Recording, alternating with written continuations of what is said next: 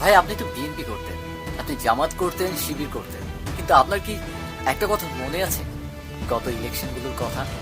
যে ইলেকশনের আগের দিন রাতেই, অর্থাৎ আজকের এই রাতেই আপনি আপনার ফ্যামিলির সাথে থাকতে পারেননি, আপনি আপনার পরিবারের সাথে কথা বলতে পারেননি, আপনি আপনার যে মানুষটার সাথে সময়টা কাটাতে পারেননি। মনে কি আছে? একটাবার চিন্তা করে দেখেন তো, গত নির্বাচনগুলোতেই আপনি কোনো দোষ করেন নাই, শুধু আপনি জামাত করতেন, বিএনপি করতেন কিংবা শিবির করতেন।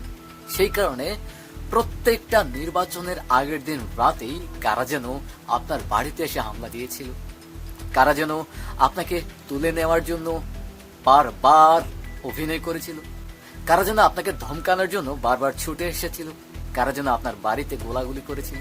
সেই দিনগুলোর কথা কি মনে আছে?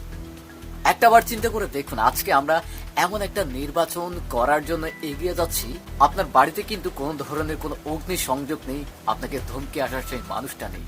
কারা যেন বিগত দিনগুলোতে আপনাকে ধমকে এসেছিল, সে ধমকানোর ভয়টা কিন্তু এবার নেই। আলহামদুলিল্লাহ, আগামীকালও আমরা এই ধমকটা দেখব না। ইনশাল্লাহ আগামীকাল আমরা ন্যায় ইনসাফের পক্ষেই জয় নিয়ে আসবো। সবাই ভালো থাকবেন, সুস্থ থাকবেন। আপনাদের মতামতটুকু কমেন্ট সেকশনে জানিয়ে দেবেন।